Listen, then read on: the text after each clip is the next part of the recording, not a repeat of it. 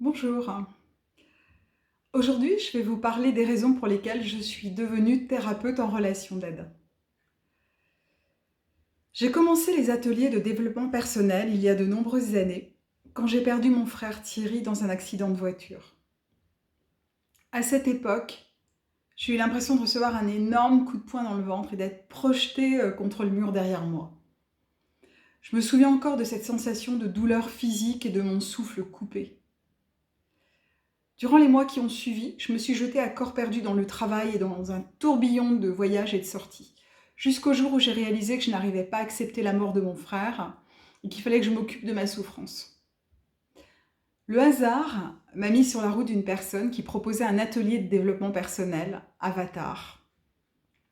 Elle m'a parlé des croyances limitantes et des personnalités qui me desservent à décréer pour en recréer d'autres. Je n'ai absolument rien compris à ses explications, mais j'ai eu l'intuition qu'elle allait m'aider.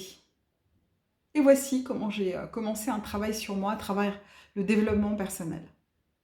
Chaque année, je trouvais un nouvel atelier pour avancer dans la connaissance de moi et évoluer en fonction des problématiques que je rencontrais dans le développement de mon entreprise de communication.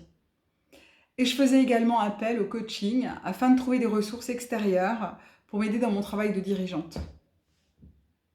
En 2014, mon frère Daniel, qui travaillait dans mon entreprise, a eu un grave accident devant les bureaux de la société. Alors qu'il surveillait le chargement de colis, il s'est fait écraser par une jeune conductrice contre le camion. Après 2 jours passés entre la vie et la mort, les médecins ont décidé de l'amputer d'une jambe pour le sauver. Ça a été un grand choc pour moi, mais également pour mon équipe qui avait assisté à l'accident. J'ai soutenu mon frère pendant les années qui ont suivi, et cela a renforcé notre relation. Je l'ai vu lutter pour se tenir debout, alors que les os de sa jambe droite ne se ressoudaient pas. En alternant avec un fauteuil roulant et puis avec une prothèse, il a fini par retrouver de l'autonomie, allant même jusqu'à voyager en Martinique à plusieurs reprises pour faire découvrir l'île de notre mère à sa plus jeune fille qui vivait seule avec lui. Je l'ai admiré pour sa force de caractère et pour sa résilience incroyable. Il y a 4 ans, il s'est construit une nouvelle vie dans le sud de la France. Puis il a décidé de partir vivre en Martinique où il se sentait plus entouré. Mais l'année dernière, en début d'année, il a eu un accident. Et j'ai perdu mon deuxième frère. Quel est le lien entre la perte de mes frères et le fait que je sois devenue thérapeute ?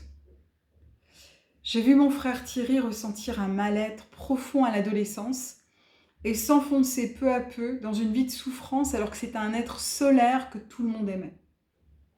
J'ai essayé de l'aider en vain pendant des années jusqu'à ce qu'il disparaisse.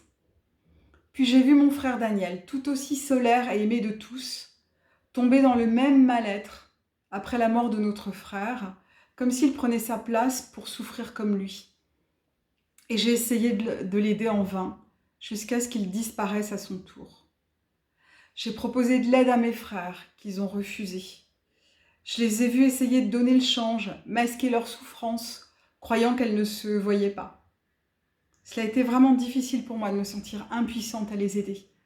Alors que je constatais que le fait de travailler sur moi à travers le développement personnel m'aidait à surmonter les épreuves et à me construire une vie agréable et nourrissante.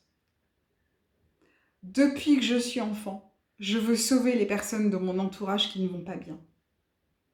Et j'ai vécu beaucoup de frustration et de peur à cause de cela. La différence aujourd'hui, c'est que j'ai étudié les sciences humaines durant plusieurs années, que j'ai fait un travail psychologique sur moi en profondeur et que je peux mettre des mots sur le mal-être que je perçois chez les autres. Et surtout, je sais qu'il faut que la personne me demande de l'aide pour que je puisse l'aider. C'est la clé du succès d'un accompagnement thérapeutique, car c'est la personne qui décide de faire le chemin pour que le changement ait lieu à l'intérieur d'elle.